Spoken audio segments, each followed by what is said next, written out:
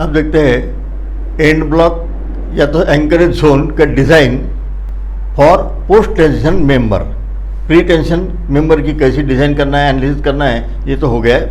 अब post tension के बारे में देखते हैं। हियर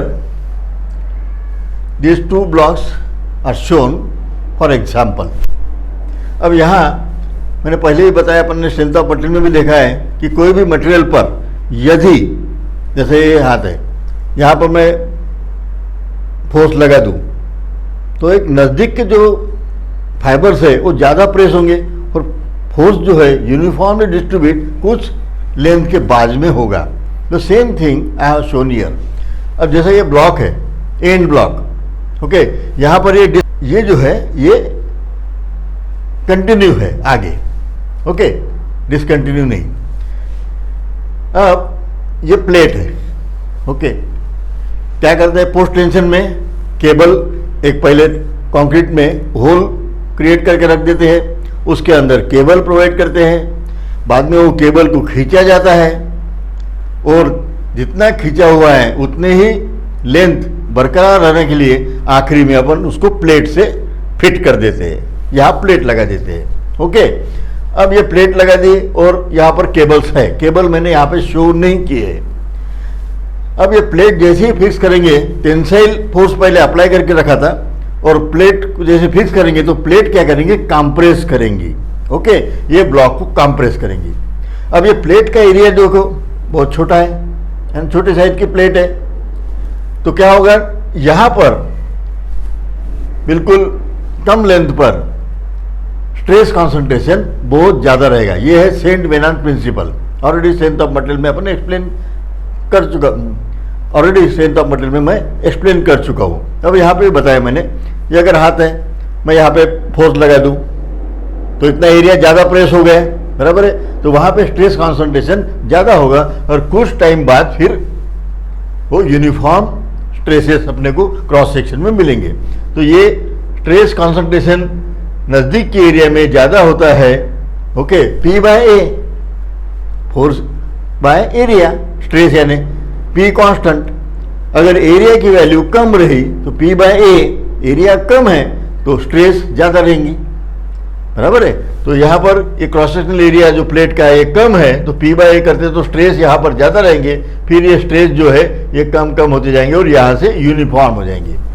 अब जहाँ से यूनिफॉर्म बन जाता है तो वो वहाँ तक अपन बोलते हैं YT, ट्रांसमिशन लेंथ। अब पोस्ट टेंशन के डिज़ाइन में ये ट्रांसमिशन लेंथ का अपने को काम नहीं है। प्री टेंशन जो था वहाँ पर ये ट्रांसमिशन लेंथ अपने को काम की थी, यहाँ पर नहीं है। लेकिन ये ट्रांसमिशन लेंथ यानी ये यहाँ पर स्ट्रेस कॉन्सेंट्रेशन ज़्यादा रहेगा और यूनिफॉर्म स्ट्रेस ऑकर होना जहाँ से स्टार्ट हो जाएगा वो पॉइंट यानी YT। तो ये जो स्ट्रेस है ऐसे यहाँ से आके ऐसे यहाँ से यूनिफॉर्म शुरू हो गया, ओके, ये ऐसे है, ओके। अब ये जो सेकंड एग्जांपल है ये, इसमें क्या किया है, दो प्लेट है। यदि दो प्लेट है, दो जगह टेंडनिंग प्रोवाइड कर दिया अलग अलग, तो उस केस में क्या करना होगा, ये जो है YPO यानी साइड या depth of the plate, okay, और ये भी YPO और ये है Y0 यानी side of and block, okay, और साइड ऑफ द मेंबर, ये, ओके। अब यहाँ पर Y0 जो है ये क्या करना होगा, हाफ, बराबर है, ये टोटल हो गया Y0। यहाँ पर देखो Y0 ये हाफ है और Y0 ये है, इसके लिए अलग, इसके लिए अलग, ओके। तो उतना ही बताना था इसलिए मैंने यहाँ पर बताया। अब देखते हैं मेथड्स, कौन सी मेथड यूज कर सकते हैं। एक है मैग्नस मेथड, गेयर्स मेथड, लेकिन अपने को यूज करना है IS code method only, okay. ये सिर्फ MCQ पॉइंट ऑफ व्यू मैंने यहाँ पे लिखे हैं, हाँ, व्हाट आर द मेथड, और तीनों भी दिया है तो ऑल ऑफ द अबव है ना, ये तीन चॉइस दिए ABC और नीचे में लिख दिया है कि ऑल ऑफ द अबव, तो ये तीनों भी नाम पता रहना चाहिए। अदरवाइज फिर IS कोड मेथड अगर मैं बताता तो आप फिर IS कोड को ही टिक करते थे, ऑल ऑफ द अबव नहीं करते थे, इसलिए मैंने यहाँ पे लिखा हुआ है, ओके। हाँ, सो IS कोड मेथड क्या है, अब बेसिक डिजाइन जो है, ये कोई भी मेंबर रहो, आरसीसी रहो, स्टील रहो, प्रीस्ट्रेस कंक्रीट रहो, कोई भी मेंबर या टिम्बर मेंबर रहो, बेसिक फार्मूला अपने को क्या है या बेसिक कंसेप्ट क्या है? Actual stress on the member due to load should be less than permissible stresses. जितना परमिसिबल है उससे स्ट्रेसेस उस पर एक्ट होने वाले कम रहना चाहिए, तो अपन सेफ रहेंगे। The same thing I have written here, actual bearing stress should be less than और equal to permissible bearing stress in concrete. Bearing concrete के बीम रहेंगी तो permissible bearing stress in concrete, concrete में कितना permissible है उससे कम ही stresses उसमें develop होने देना है। बस यही है basic concept. Okay, actual bearing stress, अब stress is equal to P by A. Same thing I have written, prestressing force या prestress force divided by punching area, prestress force by punching area. अब punching area नहीं है plate का area, जो भी plate है plate का area यानी पंचिंग एरिया, और ये प्रीस्ट्रेसिंग फोर्स कितना फोर्स है? P by A. This is nothing but P by A, यही है बेसिक फार्मूला। ओके, अब प्रीस्ट्रेसिंग फोर्स का तो प्रॉब्लम नहीं है।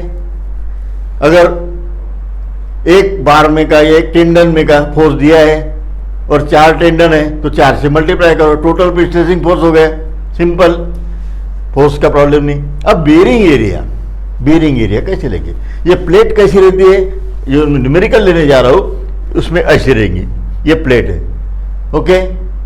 अब प्लेट में यहां पर ऐसे छेद रहेंगे जिसमें से अपन टेंडन प्रोवाइड करने वाले हैं, ओके, केबल डालने वाले हैं। तो ये अब ये प्लेट का नेट एरिया जो है, या तो इतने पोर्शन के कंक्रीट का नेट एरिया कितना रहेगा? Total area of the plate minus area of the hole. Simple, hole को डिडक्ट करना होगा तो ही नेट एरिया मिल जाएगा, that is our punching area. Same thing I have written, punching area is equal to area of plate, plate का कितना area है उसमें से घटाना होगा hole, area of duct, duct लिखा है या तो holes, okay. Now area of punching is equal to be into D, ये बी और ये D, okay.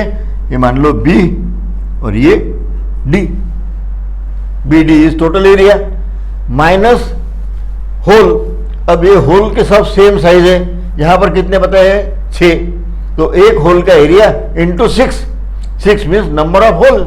So here n is number of hole and area of one hole is pi by 4, phi square, pi by 4 D square, D is diameter, तो diameter को यहाँ पे phi लिखा गया है, okay. So this is area of one hole multiply by number of hole, तो ये deduct करके अपने को मिल जाएगा punching area. Now permissible stress, अब ये जो है परमिसिबल स्ट्रेस, एक्चुअल स्ट्रेस तो अपन निकाल लिए, एक्चुअल स्ट्रेस हो गए। अब परमिसिबल, अब ये परमिसिबल स्ट्रेस जो है ये आईएस ने फार्मूला दिया है, आईएस 1343, ये प्रीस्ट्रेस के लिए आईएस है 1343, वहां पर ये फार्मूला दिया है। ये फार्मूला क्या है? 0.48 FCI under root ABR means area of bearing या bearing area divided by punching area, okay. Now और ये 0.8 FCI, ओके। अब ये FCI क्या है? It is nothing but cube strength, concrete cube की स्ट्रेंथ एट ट्रांसफर। अब ये जो ट्रांसफर करते हैं स्ट्रेसेस प्रीस्ट्रेसिंग में, ये 28 दिन बाद या 2 महीने बाद नहीं करते हैं, ये 7 डेज या 10 दिन में अपन ट्रांसफर करते हैं। अब क्यूब की स्ट्रेंथ 28 दिन में 100% मिल जाती है, लेकिन 7 दिन में 80% या 70%। सो फिर ये क्यूब स्ट्रेंथ जो होती है, ये होती है, यहाँ पर जो लेना है ये 70 to 80% of the characteristic strength of the cube. अगर क्यूब मान लो 30 MPa का है तो 30 इंटू 7 तो 21, 30 इंटू 0.7 यानी 70%। ओके, तो 21 हो गई FCI की वैल्यू। या तो फिर 80%, 70 टू 80 लेना है तो फिर हो जाएंगी 24, क्योंकि 0.8 इंटू 30, ओके, इट इज 24, तो 24 ये वैल्यू आएंगी। सो this is nothing but cube strength of the concrete eight transfer, जब लोड लगाने वाले हैं वहां पर उस वक्त की स्ट्रेंथ। और जो क्यूब स्ट्रेंथ रहती है उससे ये जो अपन कैरेक्टरिस्टिक स्ट्रेंथ लेते हैं उससे ये वैल्यू 70 to 80% रहेंगी। ओके, ये FCI। अब ये 0.8 FCI लेना है। ये दोनों में से दो वैल्यू आएंगे अभी, बराबर है। दोनों में से जो लिस्ट है उसको लेना है। विच एवर इज स्मॉलर, क्या लिखा है, whichever is smaller of this two, ये एक और ये दूसरी, ये दोनों में से जो कम रहेंगी वो वैल्यू अपने को एडप्ट करना है as a permissible bearing stress of the concrete.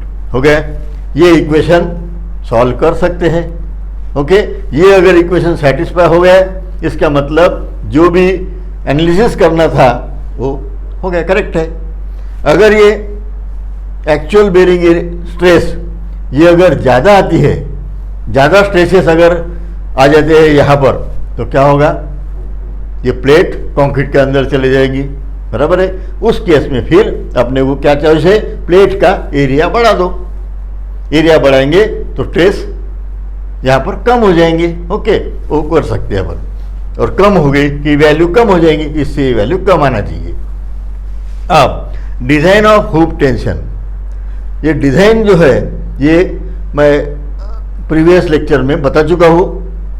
Pre tension के लिए वैसे ही है, सिर्फ फार्मूले अलग है, और न्यूमेरिकल जो है मैं यहाँ पर नहीं लेने वाला हूँ। न्यूमेरिकल वो नोट्स में अवेलेबल है। यहाँ पर मैं सिर्फ कंसेप्ट क्लियर कर रहा हूँ, एक जो है ये कैसे होता है, तो यहाँ पर एक एग्जांपल मैं यहाँ पर बताने वाला हूँ। ओके, नाउ बर्स्टिंग फोर्स निकालना होगा। यहाँ पर क्या होता है, ये जो स्ट्रेसेस है, ये स्ट्रेसेस आप देखिए, ऐसे अगर लोड लगाएंगे तो ये कंप्रेसिव स्ट्रेसेस डेवलप होंगे यहाँ पर, बराबर है।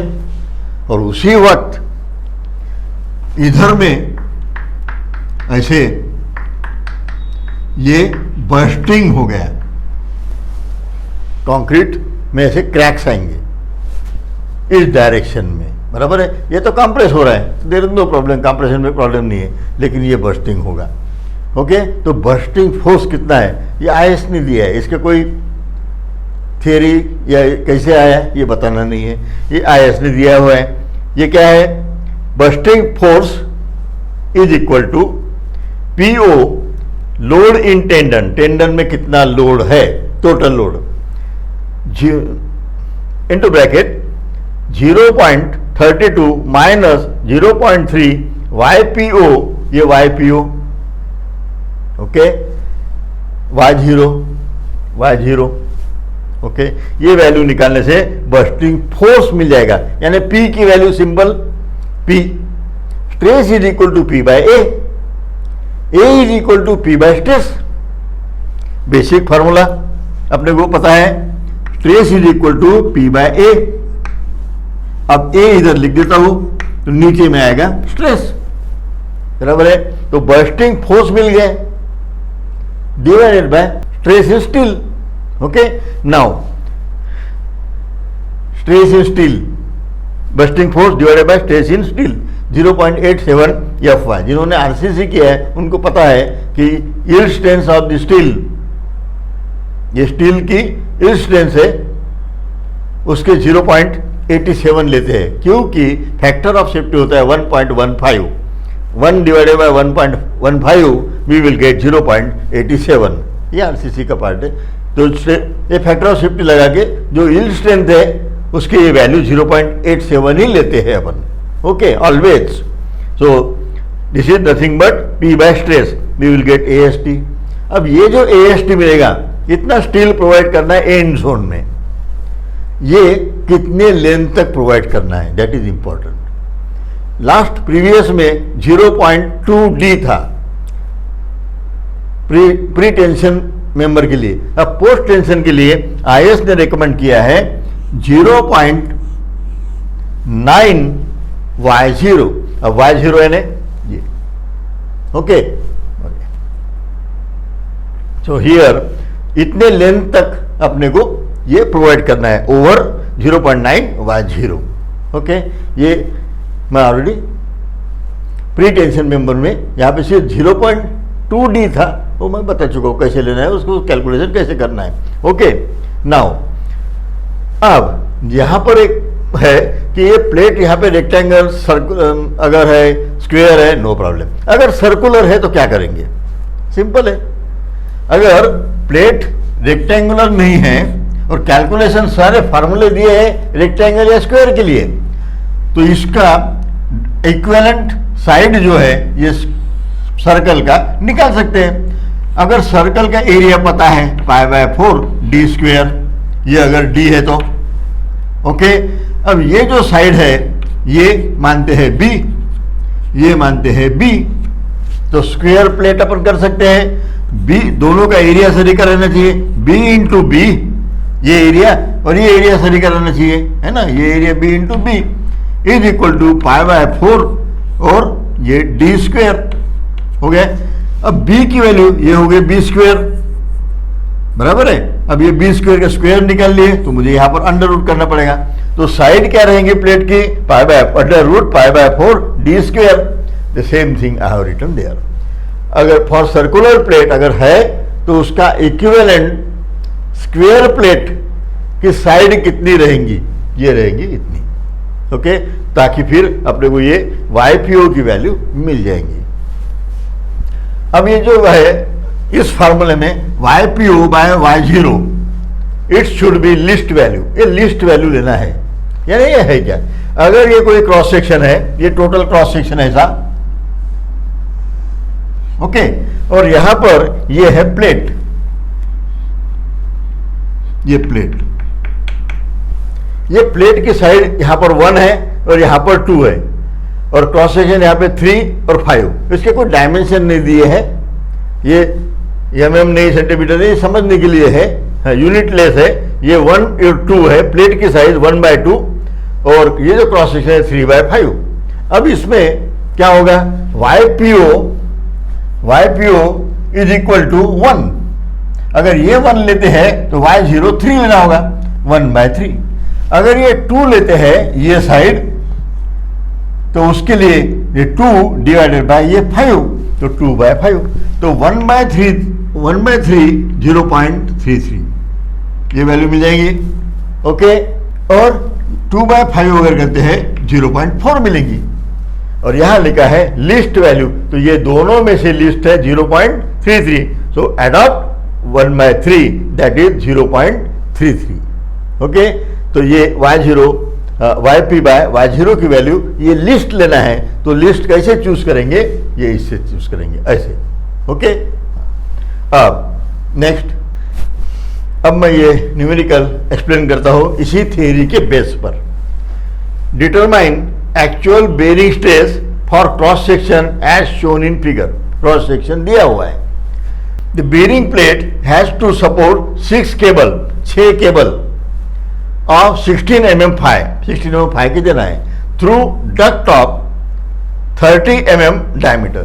डक्ट का साइज ये जो है यहां पर डक्ट ये है 30 mm डायमीटर। होल बड़ा रहेगा, उसमें से केबल पास करना है। होल की साइज है, जैसे होल रहेगा, होल की साइज है 30 mm, ये 30 mm, और इसमें अपने को 16 mm की बार देना है। तो यहां पर जो है ये 16 mm का एक बार है, एक होल में एक बार। ऐसा कुछ दिया नहीं है कि इसमें ही 6 बार डालना है करके, 6 बार दिए हैं और 6 होल लेना है, ओके। तो दिस इज सिचुएशन। ये जो है ये रहेगा 30 mm होल का साइज, और बार का जो साइज है ये है 16 mm डायमीटर। बार बोलो या टेंडन बोलो या केबल बोलो, ओके। नाउ ये strength of concrete eight transfer पे, यानी ये FCI डायरेक्ट दिया है, इज 30 MPa। ये ट्रांसफर FCI ये आपको समझ में आया होगा। It is 70% to 80% of FCK। Okay, क्योंकि कंक्रीट की स्ट्रेंथ यदि यहां पर 40 है FCK, ओके, लेकिन ये 40 कब अचीव होती है? ये 28 डेज में अचीव होती है। लेकिन ट्रांसफर जो करते हैं अपन, जो केबल एंकरिंग वगैरह करते हैं, ये 7 डेज पे ही कर लेते हैं। तो 7 डेज पे स्ट्रेंथ जो होती है ये होती है 70 to 80%। अगर ये मान लो 40 है तो उसका 70% यानी 0.7 से मुझे मल्टीप्लाई करना होगा, तो ये आएगी 28 MPa। तो ये हो गई FCI की वैल्यू। या तो फिर ये 40 को 0.8 से मल्टीप्लाई करो तो ये बन जाएंगी 32 MPa FCI की वैल्यू एट 7 डेज। ओके, वो 7 डे वाली या 10 डेज वाली स्ट्रेंथ अपने को एज ए FCI लेना है। ओके, लेकिन यहां पर इस न्यूमेरिकल में FCI की डायरेक्ट वैल्यू दी है, तो ये कोई कंफ्यूजन नहीं है कि 70-80% लेना है। ओके, डायरेक्ट वैल्यू दी है। ये 30 कैसी है देखो, आप भी सोच सकते हैं। यहाँ पर ये 28 है, ये 32 है, और न्यूमेरिकल लेते समय इसका एवरेज 28 और 32 इसका एवरेज 30 ले लिया होगा। अपने को ये कुछ बाकी दिया नहीं है, तो FCK अपन मान सकते हैं कि ये 40 MPa या तो फिर M40 ग्रेड का कंक्रीट यहाँ पर यूज किया है करके। Okay, and initial tension in each tendon is 1100 MPa, यानी इतनी स्ट्रेस उस एक केबल में है, ये दिया गया है। अपन जैसे जो लगेगा वो देख लेंगे। अब ये न्यूमेरिकल मुझे यहाँ पर फिट करने की मैं कोशिश करता हूँ इतनी स्पेस में, अगर लगा तो फिर इधर आगे जाएंगे। ओके, तो ये थोड़ा सा मैं कॉन्सेंट्रेटेड लिखूंगा अभी। तो पहले अपने को 2 एरिया इंपॉर्टेंट है, एक है पंचिंग एरिया, दूसरी है बेरिंग एरिया। मैं पहले बेरिंग एरिया निकाल लेता हूं। बेरिंग एरिया इज ABR, अपन ने वही सफिक्स यूज किया है ABR, is equal to bearing area, यानी ये कितने जोन तक एक्ट होगी। अब ये मैंने बेरिंग एरिया यहां पर जो है ये मैंने आपको बताया नहीं था। ये बेरिंग एरिया इतना जोन मैंने छोड़ दिया था क्योंकि ये साइमल्टेनियसली मैं ले रहा हूं अभी। अब देखिए ये प्लेट है। अब कोई भी प्लेट अगर प्रोवाइड करेंगे तो साइड में जगह रहेंगी, इधर इधर उधर। ये प्लेट सेंटर में लगा दी है, सेंटर में लगा। अपने को ये देखना है कि लिस्ट एरिया को, लिस्ट साइड या लिस्ट स्पेस कहां पर बच रही है। इसमें अब ये रेक्टेंगल है, ये भी प्लेट रेक्टेंगुलर है, तो नेचुरली ये जो है ये स्पेस दोनों ये इक्वली रहेंगी, और ये एज कंपेयर टू ये वाली है ना, ये जो है इतना ये डिस्टेंस से ये डिस्टेंस कम रहेगा, वो पहले निकालना है। ओके, अब ये जो डिस्टेंस जितना है उतना ही मार्जिन इधर भी देना है ऐसे। तो अब क्या होगा, नेचुरली ये अगर यक्स है यहां से, तो यहां से अपने को ये यक्स लेना है, और ये लाइन खींच ली बनी, ये भी लाइन खींच ली यहां से यक्स। दोनों तरफ इक्वल रहना चाहिए। इधर से ये तो सेम रहेगा, सेंटर में अगर प्लेट है तो ये। अगर प्लेट सेंटर में नहीं है तो भी लिस्ट देख लेना, मैं बता रहा हूं यहां पर देखो आप, यही प्लेट सपोज टू बी, अगर ये प्लेट ऐसी लगा दी मैंने कॉर्नर में। अब इस केस में लिस्ट एरिया कौन सा हो गया, ये वाला, ये हो गया अपना यक्स। अब ये यक्स है तो फिर यहां से अपने को ये यक्स, और यहां से भी यक्स, और ये ऐसे, ये हो गया अपना बेरिंग एरिया। ओके, अब वो समझ में आया होगा। ओके, जितना लिस्ट रहेगा वहां से ये एज से उतना ही डिस्टेंस, ये एज से उतना डिस्टेंस, ये उतना डिस्टेंस, ऐसा जो रेक्टेंगल या स्क्वायर बनेगा that is our bearing area simply. अब इस केस में देखो आप, यहाँ पर क्या है, बेरिंग एरिया। अब एरिया निकालने के लिए फार्मूला भी दिया है, क्या होगा ये प्रीवियस में, बी इसकी width, okay, width of the plate, और ये एक्स, दो एक्स हो गए, तो टोटल विड्थ कितनी होगी, B plus X, B plus 2x लिख सकते हैं, बी प्लस 2x यानी 2x दोनों साइड की।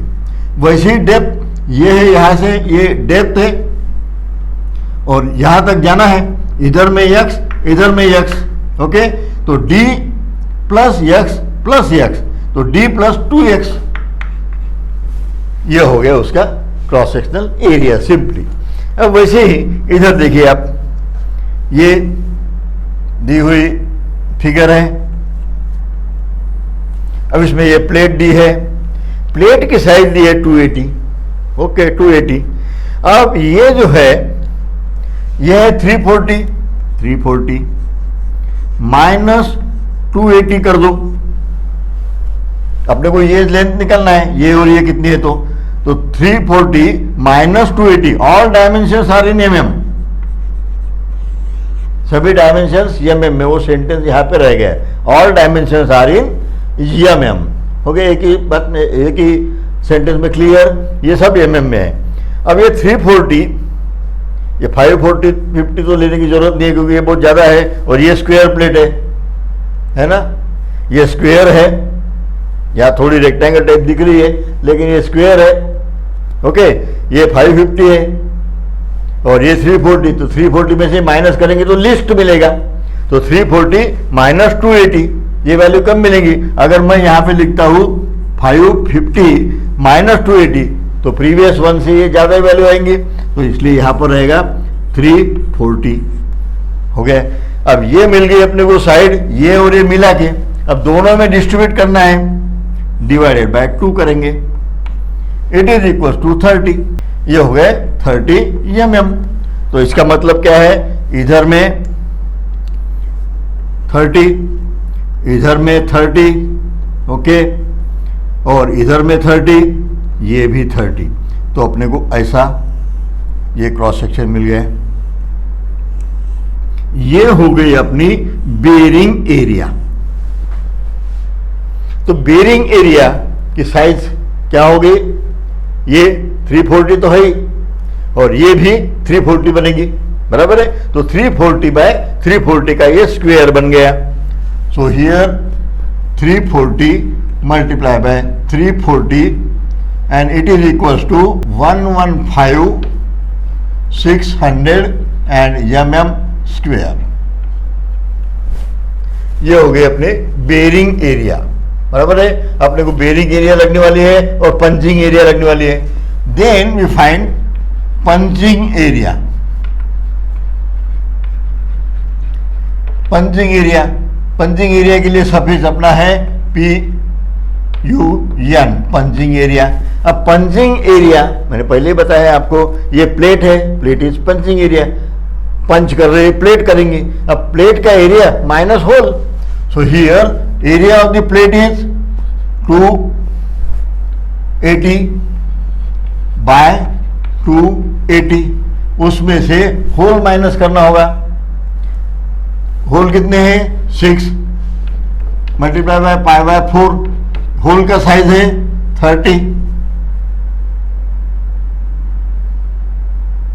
ये ओके, होल का साइज, एक होल का एरिया और टोटल होल है 6, तो ये माइनस करना पड़ेगा, and here we will get a punching area of punching 74,161 mm square. ये हो गए अपनी पंचिंग एरिया, और ये हो गया बेरिंग एरिया, ये है bearing area, area of bearing, हो गया। तो अपने को ये दो ये इक्वेशन ऑपरेट करना है अपने को, एक्चुअल बेरिंग स्ट्रेस और बाद में परमिसिबल, ओके। तो एक्चुअल बेरिंग स्ट्रेस निकाल सकते हैं, एक्चुअल बेरिंग स्ट्रेस फार्मूला है प्रिस्ट्रेस फोर्स। अपने को भी प्रिस्ट्रेस फोर्स निकालना है, प्रिस्ट्रेस फोर्स, ये prestress force divided by punching area. Prestress force, force निकालना है, फोर्स किलो न्यूटन है, न्यूटन में है, बराबर है। ये दी गई स्ट्रेस है, stress into area, so stress is 110, okay. अब एरिया कितने बार है, 6, बराबर है। अब 6 बार है और उसका क्रॉस सेक्शनल एरिया हर बार का 16, ये stress into area is the prestressing force divided bye क्या है, पंजिंग एरिया। पंजिंग एरिया अपन निकाल चुके हैं 74161। When we solve we will get 17.88 MPa। ये हो गई अपनी actual bearing stress, okay. So I write down equation number 1, पहला इक्वेशन एक्चुअल बेरिंग स्ट्रेस। अब परमिसिबल बेरिंग स्ट्रेस, अब परमिसिबल के लिए फॉर्मूला दिया है, so we use here formula permissible bearing stress, it is equals to, as per the formula, 0.48। FCI की value direct 30 दी गई है, नो प्रॉब्लम। इस फार्मूला में 0.48 FCI की वैल्यू दी है। अंडर रूट 2 एरिया चाहिए। बेरिंग एरिया पहला, अब बेरिंग एरिया अपने पास में ये है 115,600, okay. Then divided by punching area, punching area just we have computed 74161। इससे जो वैल्यू आएंगी it is equals to 17.97 MPa, ये वैल्यू आ गई ये।